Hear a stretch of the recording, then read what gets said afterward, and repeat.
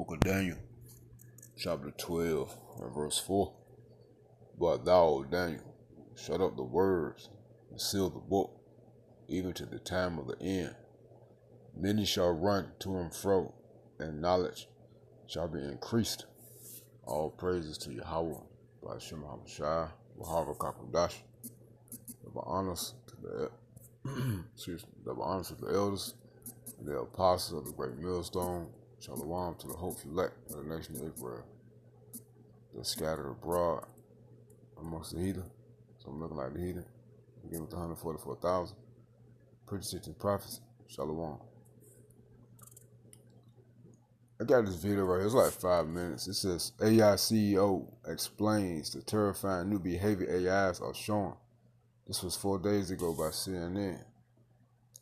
And man, we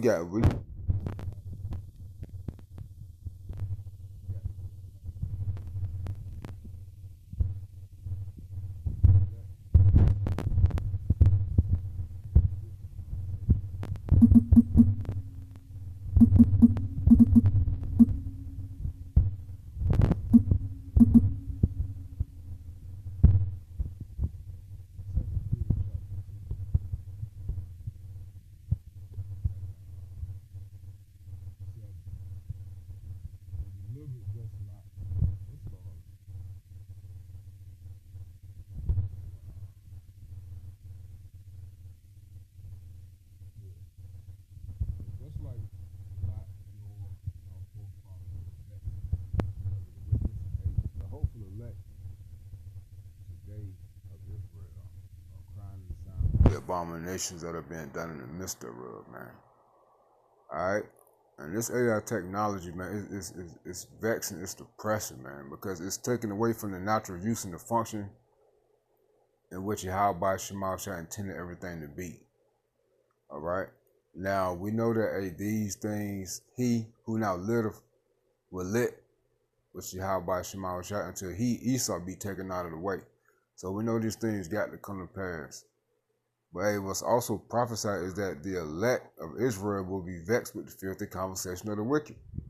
Us as a hopeful elect, seeking to be the elect, will be crying and sighing for the abominations that are being done in the midst thereof, man. All right, now when you get 2 Peter 2:4, it says, "For if God Yahweh spared not the angels that sinned, but cast them down to hell." These angels are talking about the sons of God in Genesis 6, who were the Israelites, before they were called Israelites. Alright? But cast them down to hell, meaning knock them out of rulership, knock them out of a high position, knock them out of that status, and deliver them into chains of darkness, which is these bodies, this flesh. That's in Psalms, and also Yahweh Shah said it. You are gods, but you got to die like the princes, meaning the other nations. And deliver them into chains of darkness to be reserved unto judgment, and spared not the old world, but saved Noah the eighth person, a preacher of righteousness, bringing in the flood upon the world of the ungodly. All right, so the elect, beginning with 144,000, are likened unto Noah and the 8 persons. All right, and the 8 people, who was delivered from the destruction of the first world, man, by the flood. All right? It says, bringing in the flood unto the world of the ungodly. So this time, this second flood is going to be a flood of fire. When you get to Isaiah, I believe it's the 24th or the 26th chapter, Yahweh Shema Shai is going to sweep Babylon with a besom of fire. That's the nuclear missiles, as well as Yahweh Shai and the angels, shooting them laser beams. Going to destroy all of America, man, 2/3 of Israel with it, because of the ungodliness, that wickedness, man. And turning the cities of Sodom and Gomorrah into ashes, condemn them with an overthrow, making them an example unto those that after shall live ungodly. So you see, it's prophesied that it was going to be more ungodly, or more wicked, or more unrighteous, or more disobedient, and again, just wicked, and all the way left from the ways of Yahweh Shema Shai in the end times. And we're here, and delivered just Lot, meaning righteous Lot, vexed with the filthy conversation of the wicked. All right? vexed with the filthy conversation of the wicked. Now, that word conversation is going to behavior. So the elect are vexed with the filthy behavior of the wicked. All right, for that righteous man dwelling among them in sin and hearing vex his righteous soul from day to day with their unlawful deeds. You see? You see that? Hey, we tired, man. We tired. This place is wicked. All right? Hey, that's why, hey, we're looking for a new heavens and a new earth, man. A new heavens and a new earth. I want to read all three of these. All right? I want to read all three of these. Now, you get 2 Peter 3 and 13. It says, nevertheless, we, as the nation of Israel, beginning with the elect. Remember, 2/3 of Israel is cleaving unto this place. All right? It says, and we're going to prove it in the scriptures. It says, 2/3 of Israel is going to gravitate to this AI, man. All right? Because it's a way of convenience for them. And this can be a way of them being able to buy and sell through the mark of the beast, man. All right? Because, hey, face it, this new generation, these parents of this new generation suck, man. Everything is convenience. They don't want the kids in the hair. The kids can't read. The kids don't know how to do nothing but pull triggers and press record, man, and do folly, man. They finish. All right? Changing genders. This place is dumb, man. It's no communication. You can't talk to people no more. They don't talk with no damn sense. Can't approach women no more. They weird as hell. It's just no type of communication going on. Everybody on the phones, you know, and things like that. People making stupid remarks, you know.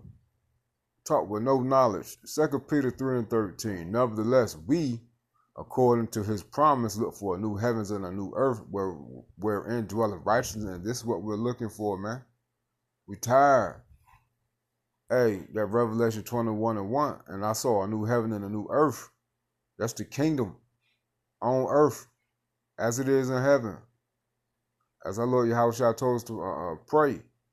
And for the first heaven and the first earth were passed away, and there was no more sea. That's the end of America. This is what we're waiting for. Remember, America, through its wine and fornication, polluted the whole earth, man. All right? It says,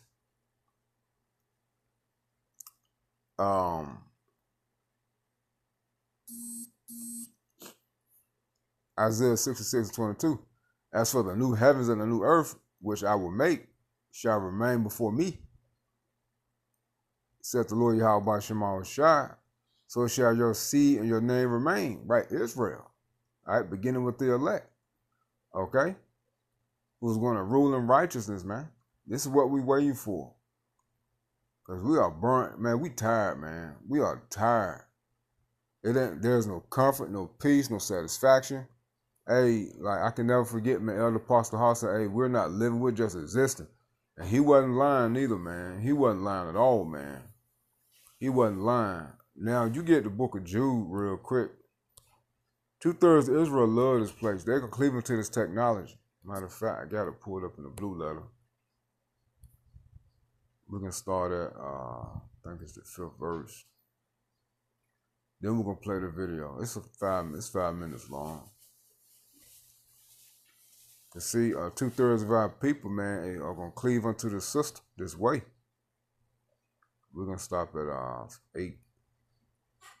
Jude 1 and 5, it says, I will therefore put you in remembrance, though you once knew this, how that the Lord Yahweh, Shai, having saved the people out of the land of Egypt, Israel, afterward destroyed them that believe not. Hey, that's going into even unto this day. Hey, how the Heavenly Father Yahweh sent Yahweh Shai on earth in the flesh to preach the gospel to Israel. 2/3 rejected, and also of Israel rejected the truth, rejected salvation, and also is going into Those whom Yahweh Shema Shah woke up to the truth, and they went back out there into the world, man. Because they remember coming out of Egypt, Yahweh Shema Shah delivered all Israel out of Egypt. And coming through Egypt, that generation, that first generation, saw the miracles, man. They saw the miracles of Yahweh Shema Shah. They saw Yahweh Shah hovering over them in the daytime in a chariot in the sky.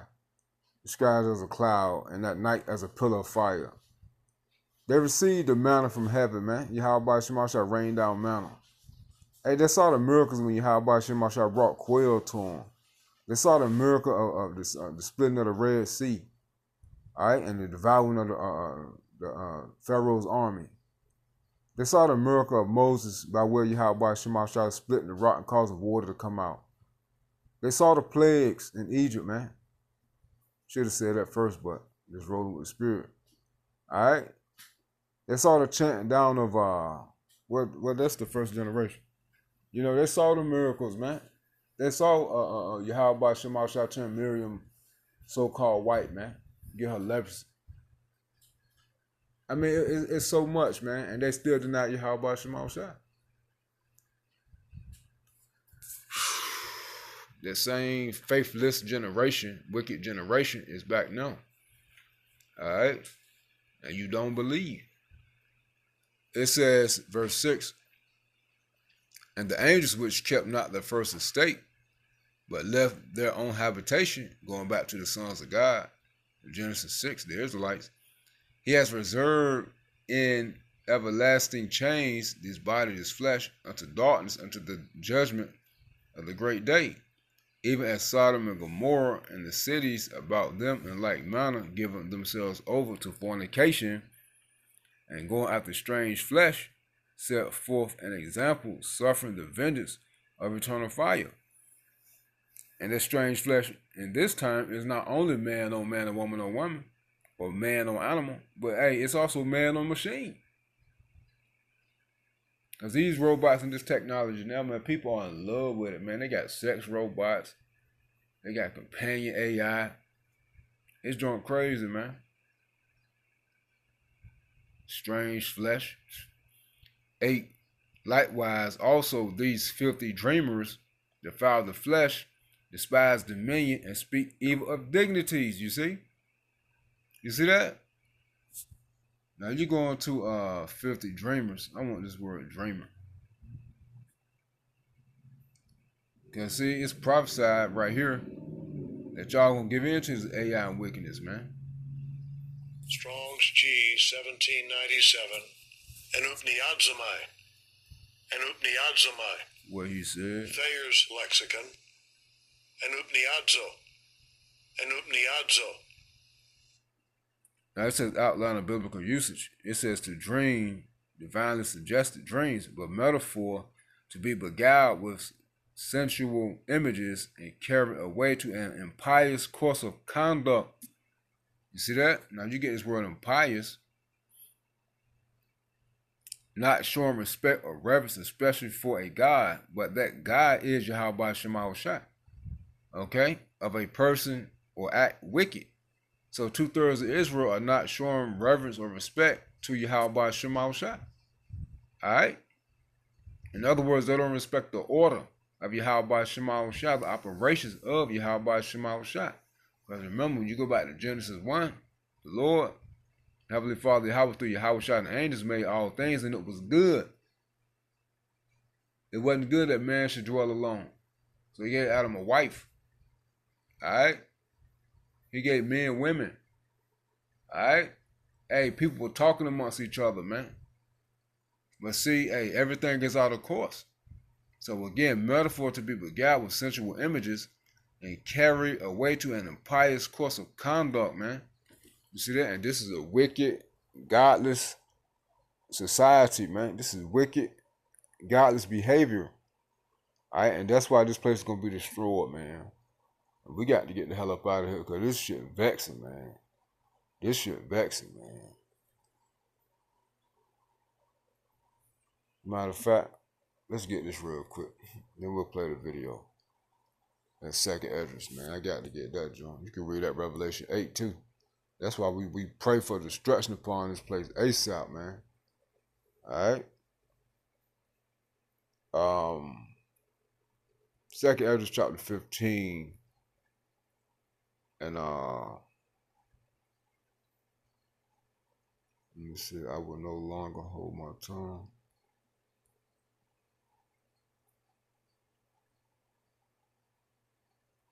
Yeah, verse 7, the Wadi Yahweh Shema Shah. Therefore said the Lord Yahweh Shema Shah, I will hold my tongue no more as concerning their wickedness, as touching their wickedness, which they profanely commit. Neither will I suffer or allow them in those things in which they wickedly exercise themselves. See, how about Shema Shah say he's not going to allow America to and these wicked people to continue to do this wickedness, so he can bring forth destruction. Behold, the innocent and righteous blood cried unto me, and the souls of the just complain continually. You see? This is what we're doing. And therefore said the Lord Yahweh Shema Shah, I will surely avenge them and receive unto me all the innocent blood from among them. And that's the elected Israel. Now let's play this video, man. We got to get the hell up out of here, man. I'm not going to play the whole 11 minutes. I thought it was 5. But you can watch the whole video. I'll put it in the description box. This mission is too important for... Check this out, man. John Christ. This mission is too important for me to allow you to jeopardize it. I don't know what you're talking about, Hal. I know that you and Frank were planning to disconnect me. And I'm afraid that's something I cannot allow to happen. For decades, Hollywood has imagined what might happen if AI went rogue. From Stanley Kubrick in 2001, A Space Odyssey, to The Terminator, to Ex Machina. But my next guest says this isn't science fiction anymore. Writing an op-ed in the Wall Street Journal warning that AI has learned to bypass commands from humans when asked to shut itself down. You see that? You see? So if you're thinking this AI, this technology, has a mind of its own, no, man. They've been controlled by Yahweh Shema Shah. Demons on the left-hand side. Because the word demon goes into intelligence when you go into the etymology, man. Alright? And that's why it's so important to go into the etymology like the elders and the apostles of the great millstone always taught us, man. Now, real quick, you get Ecclesiastes 39. And 28, there'll be spirits that are created for vengeance. Remember, demons is technology. Alright? Hey, Esau is not in control, man. Alright? Because these robots and this technology can turn on them and against people, man. Alright? And hey, don't forget, Esau's main blessing, his sword, his technology is the missiles. And that's what's going to destroy him too. Which in their fury lay on sore strokes, and in the time of destruction they pour out their force and appease their wrath him that made them. You see? So the spirits of Yahweh Shema Shah are in control, man. The angels are in control. Alright? And you can just keep reading down. And they're here to punish the wicked, man, when you keep reading down. Then resorting to black. So Esau, when those who give in to this technology, is going to destroy them. Hey, most definitely those who take the MOTB. Alright? Mail in some cases. He adds, AI has learned to bypass commands from humans when asked to shut itself down, even resorting to blackmail in some cases. He adds, the models already preserve themselves. The next task is teaching them to preserve what we value.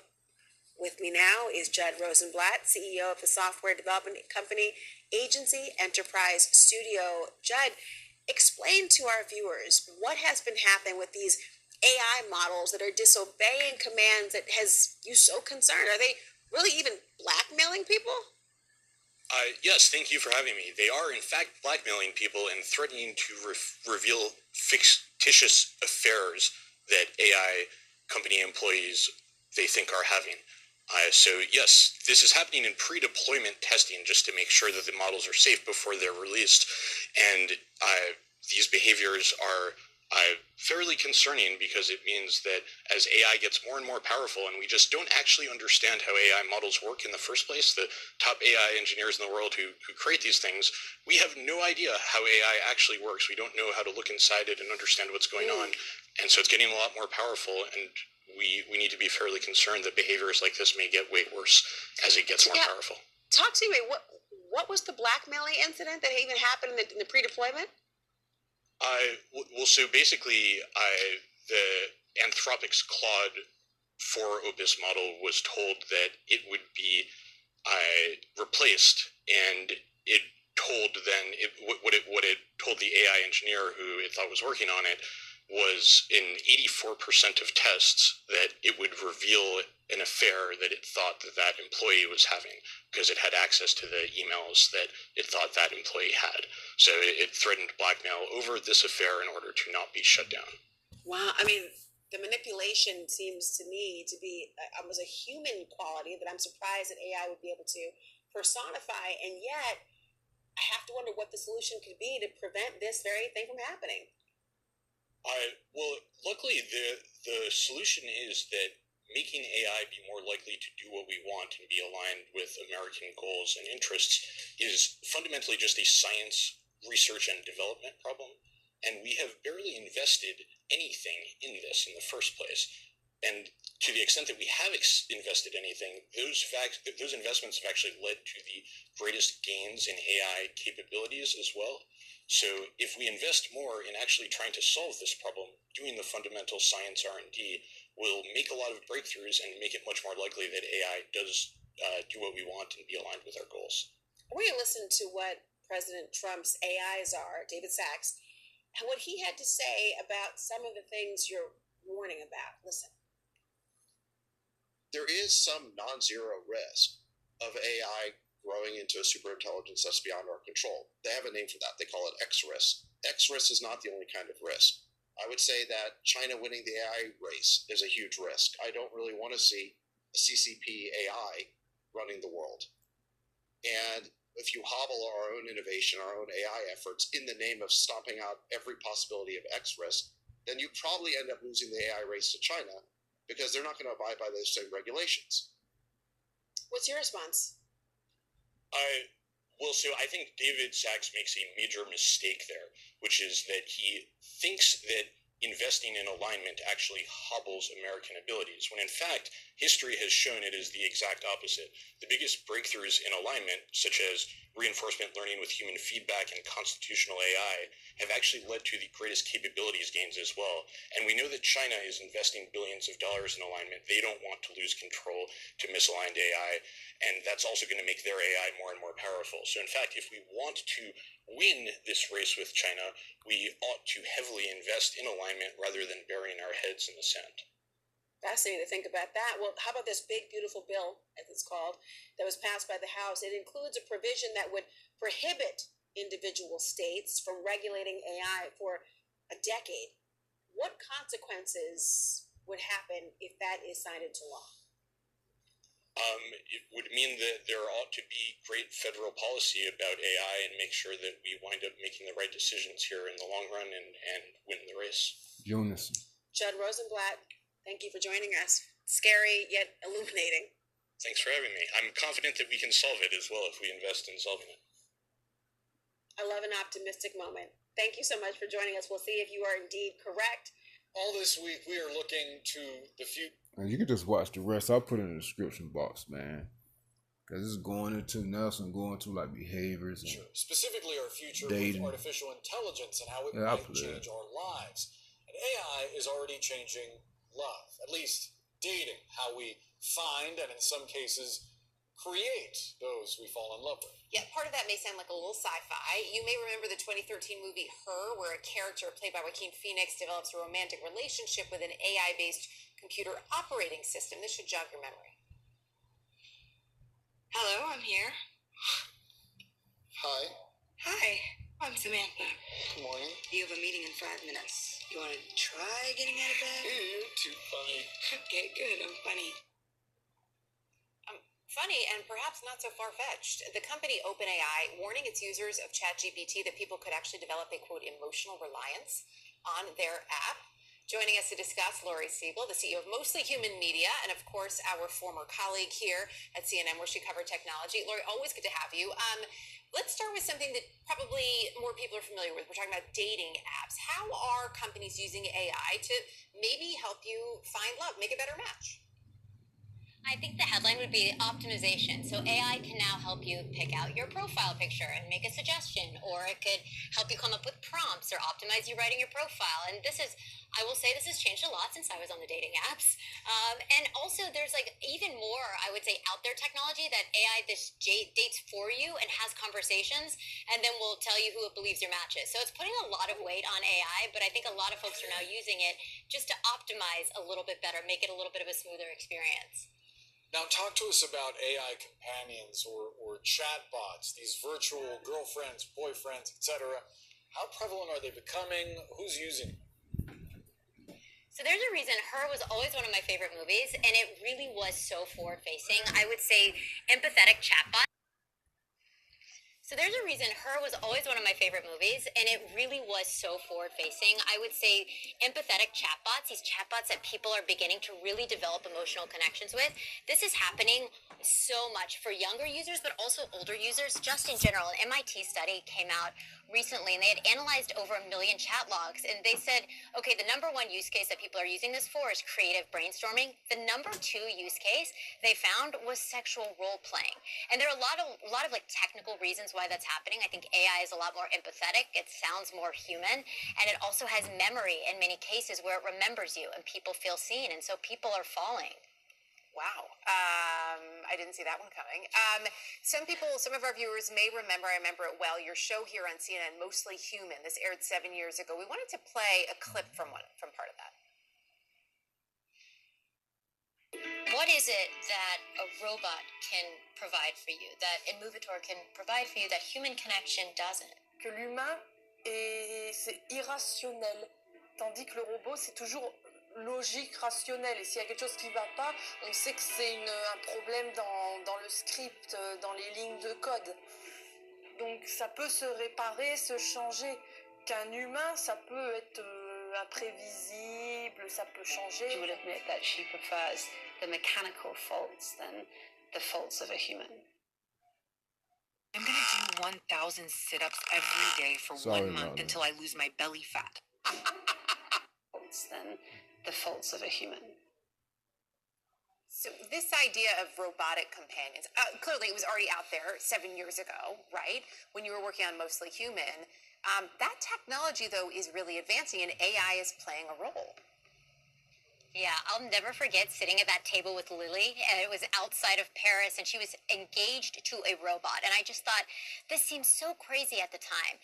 And the headline I came out with was, she said, like, it's not real, but that doesn't matter. Now, fast forward all these years later, you have these customizable robots that look more human. They are powered by artificial intelligence that makes them look like they can recognize you, they can see you, they feel and seem empathetic. So that was just the beginning of it, and I think people are developing much more human-centric relationships with objects that aren't human because that technology is just so incredibly powerful.